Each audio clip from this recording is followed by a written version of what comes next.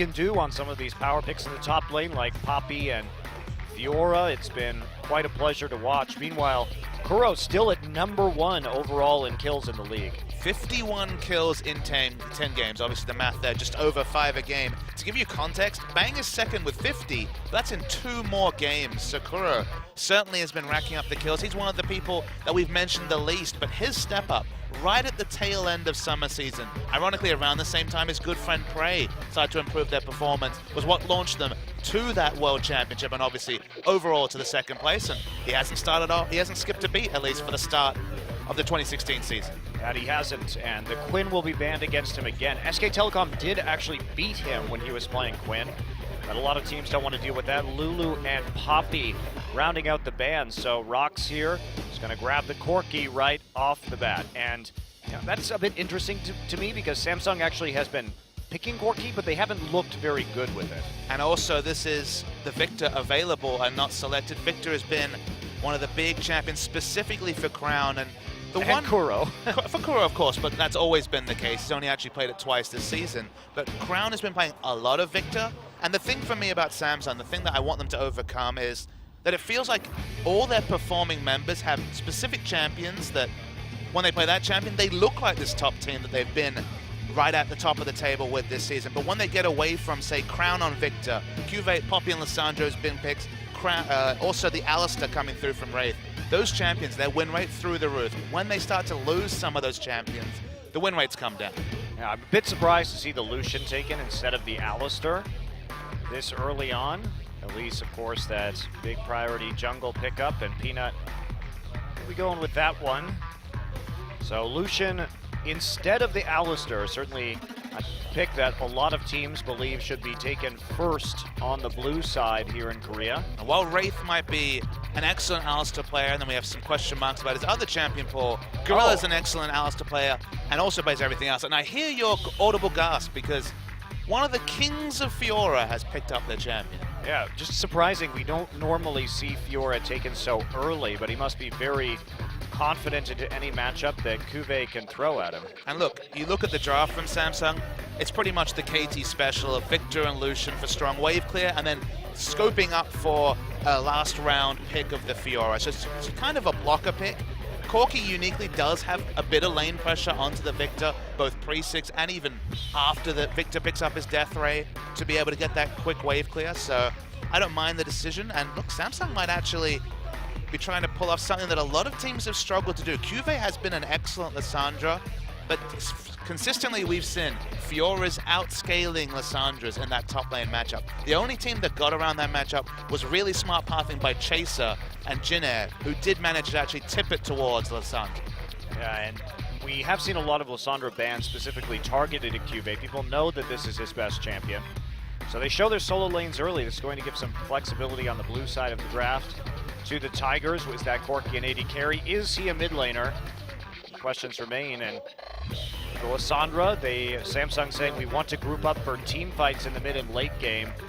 Cuvée has had very good teleport flank initiations on that champion and wants to make that performance again. Meanwhile, the TF Elise combo providing a lot of kill pressure in that top side. Cuvée is going to have to be very careful. And suddenly you don't even need those wards, Monty, because you're going to have a strong ganking jungle in Elise backed up by the Twisted Fate. Can match wave clear with the Victor, but this is going to be another pressure game coming through from the ROX Tigers. All these champions going to have strong laning phases until, of course, Fiora can outscale the Lissandra. So there is still counterplay for Samsung. I want to see specifically Rek'Sai playing around the mid lane because you can certainly get on top of that Twisted Fate and delay him having any good global impact. And the Thresh, no surprise that Wraith always seems to be okay giving up some of these other picks in favor of taking the Thresh. So not going to be too bothered by the Alistair. And having to go up against the Alistair Corki lane will be Lucian and Thresh. And the TF, they saw what was going on in that mid lane early on with the Victor pick, and we do see the Tigers going for the Twisted Fate once again, but a very aggressive composition, and they are just looking for that wave clear. They've got great poke damage, and the 4-1 split, if ROX get into 25-30 minutes, is going to be a huge problem for Samsung. I think it's all about the Twisted Fate once again. We've seen a lot of Twisted Fate play, especially in week 3, and a lot of it's left a lot to be desired. We've seen Twisted Fates leaving lane and losing their turret, or some misfires on some turret dives from Faker yesterday. The difference between top-tier, clean Twisted Fate play and just making those mistakes is often objective, specifically mid-turrets, that without that sort of factor being considered, we've seen mid-turrets live to 30, 35 minutes in the game. Twisted Fate leaves lane, Victor's going to push up, they're going to lose structure, so ROX need to be on the ball with these Destiny plays. Well, fortunately, Papa Smithy, they've been pretty on the ball so far with That's their fair. Twisted Fate play. They've made it look very good. And they'll have that opportunity once more. We'll see if Smeb will get fed early on in this game, because in a late game team fight where Samsung can force fights at Baron or force fights at Dragon, they are going to be quite potent with the amount of AoE that they have, and core on what has proved to be his best champion in Lucian this season. The 5v5, very nice coming through from Samsung. It's just getting to a 5v5 phase where Fiora's not dominating the off lane is the kind of question mark for Samsung.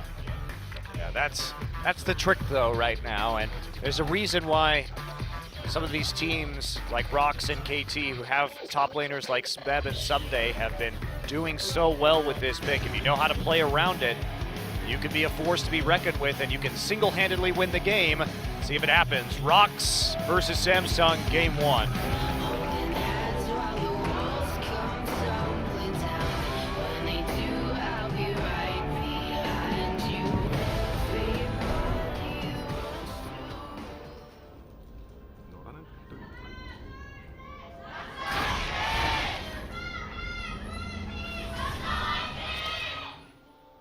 ROX Tigers looking to remain undefeated here in their second match of the week. 2 big hurdles remaining for them in the first round robin. Samsung and the Jin Air Green Wings.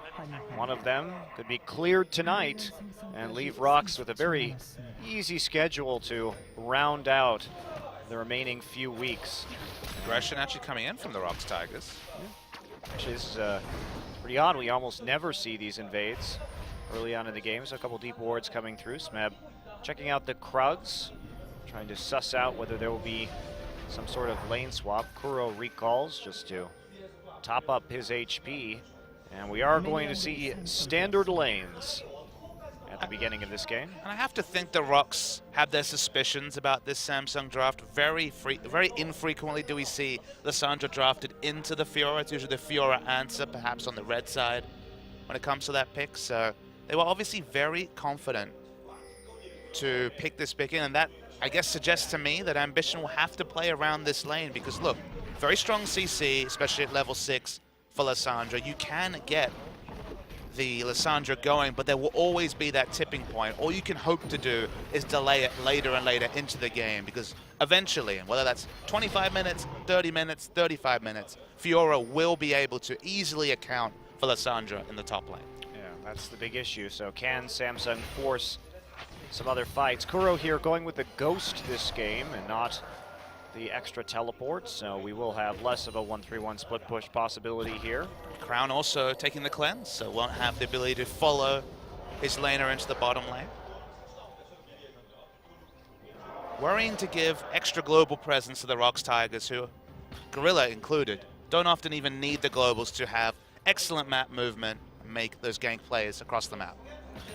But it comes down to how free this Twisted Fate is going to be, and the kill pressure in both top and bottom lanes. Excellent synergy with the Elise. Taking a look at some stats right now. 6 KDA for Peanut. Ambition definitely Rek'Sai, his favorite jungler. 16 and 12 so far on that pick. Peanut 3-0, undefeated so far on Elise. Here we go, the Cocoon coming in. Smeb just going to start with the aggression right away, and that's just going to be a kill. First blood right there with the flash and the dash out. There's no follow-up. Ambition is coming, though. He's going to tunnel into the Tri-Brush. Smeb on the run. There's the Braceseeker. Flash on Burrow. Cocoon, though. Smeb trying to get away from this one. There's the TP right back into lane. Peanut has to flash out. Smeb leaving via the river, and Twisted Fate is there to back him up. Braceseeker not going to be enough. Just a little bit of a tickle there on the escape, and Ambition there didn't look like he was quite dedicated to one of these targets. He decided to pursue Peanut, but I think had he stuck with Smeb, he might have been able to pick up that kill. Turret dive wasn't also the cleanest that we've seen from the ROX Tigers, but brute force gets it done in the end. So that's already going to be some extra gold over to Smeb, and that timer we were talking about, 25-30 minutes. Every kill or situation like this where suddenly Smeb actually has a degree of lane control only brings that timer earlier. Yeah, it looked like he had a riposte too on the Frost Nova there. I'll have to take a look at that one again. It looked like they had 2 stuns, so maybe we'll get lucky and get a replay, Papa Smithy. Probably not. Probably not. It's nice to want things, Monte Cristo. Immediate start off here with a no magic mantle for the Fiora in the top lane, alongside the boots and the corrupting potion. So we'll have to play a little bit more cautiously, and you can see Smeb starting to drag this lane back towards him as QV pushes it up with his Q. We didn't mention it, but to clarify once again, just like the rest of this week, we're on patch 6.1 with Kindred disabled. Peanut, especially with Kindred not being able to be picked, has definitely been heavily leaning on the Elise. We saw the 100% win rate so far in 3 games. This has been his pick. Whenever he has an open jungle pool, he'll go for the Elise, able to outduel basically any of the meta junglers at the moment. Yeah, still though, fun to see him on the Graves too. It's not, I mean, this is a perfect meta for Peanut, really. If you want to have that carry jungler on your team, somebody with excellent mechanics who can outplay the opposition, well, Peanut is ready to go, unlike perhaps a Bengi, who has been struggling a bit more as the depth of his champion pool just not quite there at the moment. I mean, we even saw the Nidalee ban coming through. People are very worried about how much Peanut can do for the Tigers in the early game. Vision is here. Not going to be seen with the Tremor Sense. He's going to check it, though. And Peanut misses the cocoon, has to repel out immediately. Ambition trying to come around, so not much going down so far. Peanut coming back. Not going to find another cocoon here as Smeb just dashes out. Peanut's there to relieve pressure. Heavily suspicious of the Lissandra draft into Fiora, so expecting Ambition to play around that lane. And QV does have a CS lead at the very least. Will be pretty much equalized by this next wave. But that big scaling question remains about how to deal with this Fiora who's already starting to get an advantage. Kuro is able to push in mid lane. This is a luxury he only has before Victor can pick up his Hex Core upgrade. Cheating out of lane. He's already popped the Destiny. Yeah, there's Wraith too. He gets pumped back by the Alistair headbutt. Kuro there going to flash follow up with a gold card, going to get hooked, but Prey will clean this one up. Who do they want to give it to? The answer is Kuro. Very deliberate handover of that kill by the ROX Tigers, and we saw just a flash pull knockback there from Gorilla, and what good timing from the Tigers. Kuro ready and waiting to pick up that kill. I mean, the timing was on full display, Monty, because that was actually literally the minion that he hit 6, cheated out of lane, went out of vision. He had a blue card already locked, so perhaps Crown wasn't really going to be straight to call. Crown was only level 5 himself, but instant reaction specifically from Gorilla. They pick up the kill, and that timing really couldn't have been any more perfect. I mean, the Tigers, they always just seem one step ahead on the map these days, planning well in advance of where they can execute. And once again, we see that synergy, Gorilla and Kuro comboing up to pick up the kill on the bottom side, and we're already up 1,000 gold, and here comes Gorilla. Gorilla's already one of his trademark roams. There he is, punting him into the wall. He will be stopped there by the Lissandra W. 800 gold, and suddenly Gorilla unleashed on the map. He's finally given up the Moby boots. He's willing to buy swiftness on Alistair finally. Good to see. Making that change. Well, you know what, Papa Smithy, that actually ruined that gank, because had he been there faster, he might have been able to pick up that kill without QV responding. Fair point. I feel like the swiftness boots will be useful later. But for now, they have been a liability. A little bit of a roam right there, but with Prey left all the way in the bottom side, just farming at his turret, not going to be any issue. Ambition here just trying to make sure that nothing untoward happens to QV while he denies some CS and tries to reverse this wave. Ambition still waiting, but there has been a brush in that top side in the lane, so Ambition has been seen coming in. Meanwhile, Peanut just staying outside of vision. Won't see any kind of dive. Kuro there too, just moving up in anticipation of the possibility of something happening. Smeb burning his teleport to get right back into lane. His tower is taking a decent amount of chip damage. Meanwhile, Kuve just stacking up on those Doran's rings. Tiamat already done for Smeb. See, one of the luxuries having a high pressure jungler like Peanut gives you. There's actually 2 pink wards, now 3 on the top side of this jungle in the river that have been able to put down, just because Peanut's always been on the front foot, Ambition's been slightly on the back foot. When you have exclusive vision and a Twisted Fate, when you can't have any semblance of complete information about Twisted Fate, when he starts to leave that mid lane, suddenly means that those Destiny gank percentages go from, 50, 40% to much higher. Absolutely. The wards are starting to go down, though, so they can keep track of Kuro. They have one in the mid lane to track his roams and one cheating up in towards the top river, and they're going to need those. Still a lot of pinks, though, for Kuro to work with. Ambition is going to go on a voyage through Peanut's jungle, takes out that Wolf Spirit, too. So this is actually nice by Ambition, just making sure that they can keep eyes on the Twisted Fate on the top side of the map at all times. They're going to clear out all of those pink wards. It's certainly a battle of vision right now. ROX are going to answer it with some of the health and, of course, the bot side pink wards. So this is the big, strong struggle. It's all about getting any sort of exclusive vision around as Peanut steals away the blue. Quick and easy grab right there. We saw last week that Peanut was averaging about 1.1 enemy buffs a game right now, which is quite high for some of these takeaways, and his invasions have been much more active. And the way the Tigers play is, they're very methodical in their League of Legends, and one of those things that they do is that you always want to try and control the buffs and contest the buffs if you can with the pressure, because it's a very low-risk objective. If you take it away, it's nice. It's not going to end the game for your opposition, but you can get these little advantages out of those situations, and that's what he's going to do. I mean, you have, there's the Destiny coming in, actually. Prey in the mid lane. There's the gold card onto Crown. Crown is slowed up there by the Frost Queen's claim. Gorilla now coming back. Ambition going to take the shot. There's the Phosphorus Bomb from Corki, and now they've got the Ignite down. It's just not going to be quite enough damage to finish him off. But they do some work, and they force Cube's teleport into the mid lane, and nothing actually burned really by the Tigers. Yeah, really big skirmish, but as you mentioned, no strong victor. Coming back to your point about Peanut contesting enemy buffs, although that number 1.1 doesn't sound high, what it actually is more indicative of is that they contest enemy buffs a lot. That whether they get them or not, in the act of contesting the enemy picking up a buff, you have eyes on usually the enemy jungler, and if it's the case of blue buff, the enemy mid laner. And one of the stats that kind of works against the ROX, at least on paper, is low wards placed per minute, low wards cleared per minute. The thing Peanut does is, because he spends so much time in that enemy jungle contesting buffs, contesting raptor camps, contesting everything, they don't need vision, because in general, you're going to expect the enemy jungler to be on the back foot and Peanut to be dictating the pace of the jump. Yeah, and that's another way that they can get away with the low wards, is because you control where the enemy jungler moves. They have to fight you with these buffs.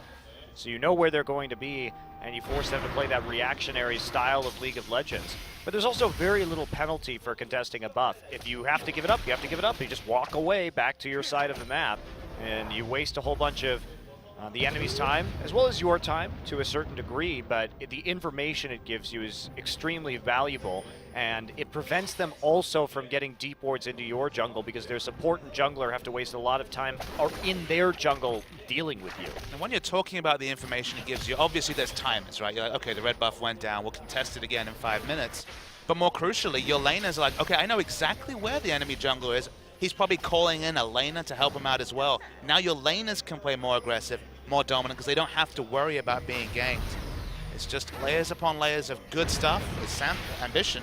Yeah, gets pulverized, now back in the lane. Ambition caught alone in the river. There's the Lantern, not going to be enough to take him out. Kuro nearly dies, though. Does hit the gold card onto Crown. Crown now on the retreat. Core JJ flashes over the wall for the kill onto Kuro, but Peanut's still there. He's still in pursuit. Gorilla comes over too. Wraith going to drop the box. Prey still looking for another rocket, but the kill will go to Peanut.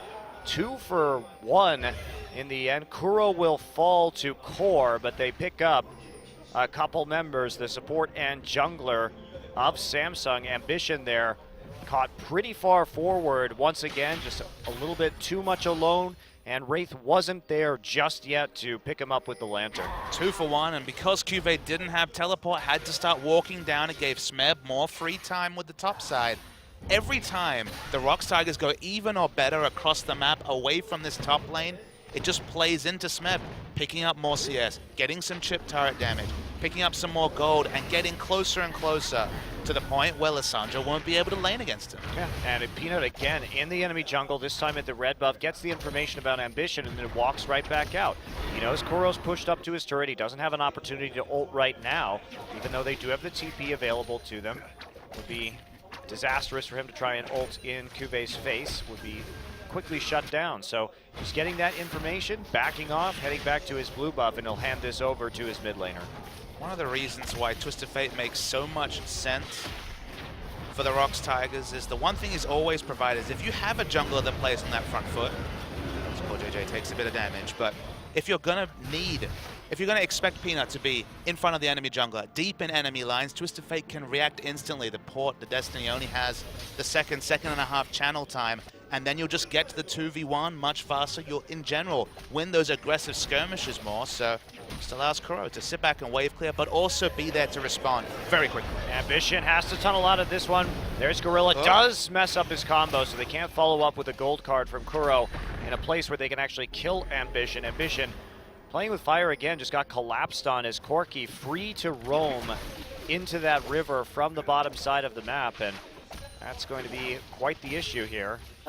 They keep making these mistakes. Blue buff is back up for Samsung at the moment. They're going to try and give it away.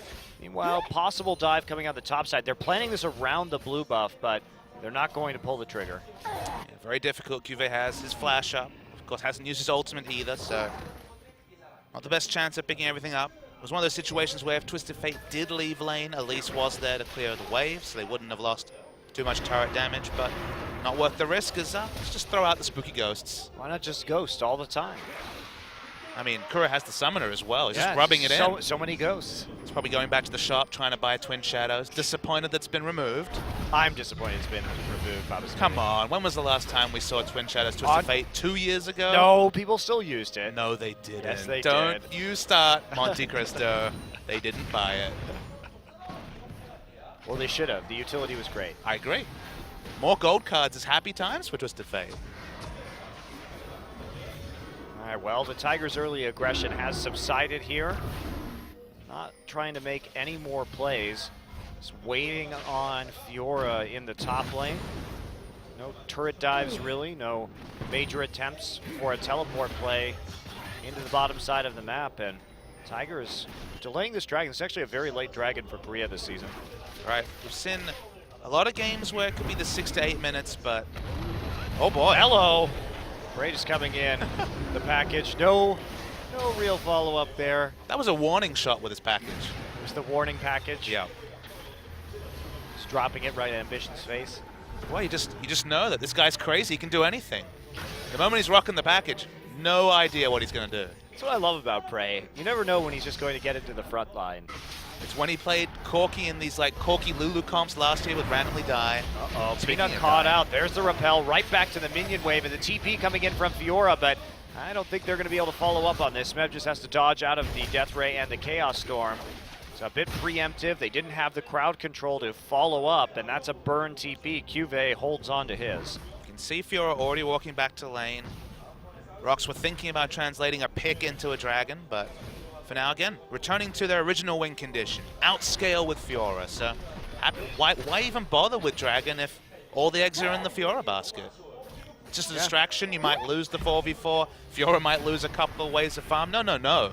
Just keep farming it, Tom. It's all good. Believe in Smeb. In Smeb we trust, say the Tigers this game. Worked out pretty good in 2015, specifically around the World Championship. Yeah, it's been working out pretty well so far this season. Smeb's shown up on a variety of different picks. Peanut now harassing Ambition, tagging him with the red buff and executing an Elise combo on him, but no follow-up. Again, mid lane has been pretty well controlled by Crown, having that superior wave clear and just keeping TF nice and close to the back of his turret. The pink wards of the river, handy for Samsung. Still not the most vision in the top side for Smeb. He has to be careful how far exactly he pushes up the river, but Peanut now, it's time for some solo dragon. Solo Dragon. See, the Spiderling's not doing too much tanking. Gone very defensive with his itemization. We've seen some Runic Echo at least, but I certainly, after Runeglaive was removed, prefer the tank Cinder Hulk option, and the magic resist stacking begins. They're against this Lissandra Victor duo. Aegis, probably Locket, and already the Abyssal Scepter completed for Kuro. Yep, so it's a slow scaling here. They won the fights. They've gotten the gold lead. Now they take the first dragon.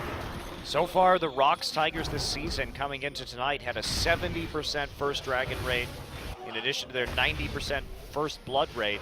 Samsung gonna try and respond here, but they don't have the pressure to do this. There's a flash gold card. Crown is just going to just get destroyed as Smeb comes down from the top side. Gorilla there comes out of the fog of war with a flash headbutt pulverize combo to lock him down and take away this Rift Herald buff. And this is what having Peanut and Gorilla in your team means for you. How many times last season did Hojin's indecision get masked by Gorilla making active plays? Gorilla was the one often creating map pressure solo because his jungler just didn't have that mindset. Suddenly when you have Peanut in the enemy jungler's face and Gorilla, famous for always being the first person to make that roam, to make a skirmish, you get results like this, and it's not stopping. Yep, there's the TB coming in from Cuvée, so they have to flash out. Gorilla comes in with the pulverize immediately afterwards. He's gonna ult, but there's the ult from Gorilla. Kind of pointless there to trade that one. Ambition comes in, does get nailed by the gold card, stopped in his tracks. But Smeb has been left alone in the top side, and that's the first turret to fall. As impressive as Gorilla was last year, adding this extra element, this aggressive jungler that he hasn't had in his career as far back as I can think. No, he's never had it. It's watch into Hojin as far as I can remember, and suddenly he has an aggressive jungler, and his aggression coupled with Peanuts is what leads to these impressive games we've seen from the ROX Tigers. Yeah, that edge just keeps on growing. Get that mid lane turret, very valuable to, or top lane turret rather, very valuable to them. Now, Kuro comes back into the mid lane. They're trying to make a play onto Gorilla. He doesn't have his ultimate, so he's just going to die. Nice job. Good hook there from Wraith. Good follow-up with the Ignite, and taking advantage of the lack of unbreakable will to make a play. Also zone Corki off what was a half-health turret. They will get an objective for this, so kill an objective. Definitely a good sign for Samsung, but you can see lots of pings coming into the mid lane. If they can trade bottom lane for mid lane turret, that's a big win for ROX Tigers. Crown is in danger here. You think? Peanut and Smeb lurking. They will be found out by the Ghost. Crown now has to use his cleanse on that gold card, but the Tigers aren't interested in fighting. And here we go. Cubate's gonna come in with the Claw Ambition locked up, so there's no more crowd control. There we go. Flash ult onto Peanut. Peanut is going to fall. Kuro getting low right now. Wraith and Core JJ are here from the bottom lane. Kuro pops his Ghost. Smeb still on the run. Ambition with a tunnel under the wall, and Smeb is gonna try and fight Crown. Here comes Gorilla. He's back, and now the fight continues. Smeb can't quite get the kill. Core JJ is very low. Smeb is going to fall. Gorilla with his ultimate on has to escape, and Prey nowhere to be found, still making his way back up, so they bite off a little bit more than they can chew. I mean, they were fighting 3v5, Monty. Smeb even went back in after he'd already been able to slide basically out of the engagement. There was no way for Corki to react fast enough for them to actually get any semblance of parity in the fight. ROX Tigers a bit over-aggressive for the first time this game. Yeah, over-committed to that turret. They do get flanked and paid for it. Brown does get the Fiora ult down onto him. This is 5 Samsung members. Smeb plays amazing. He actually riposts the Death Sentence to actually stun up the Thresh, but Smeb could have backed away, still decides to re-engage. Didn't look at the minimap, didn't know that Corki was nowhere to be found, and 3v5's not good odds if you're the ROX Tigers. Smeb's use of riposte is continuously impressive, but Papa Smithy at the end, they actually do get a tower out of that entire engage, just because Say one. Looks like 2 as well. Yeah, here comes number 2.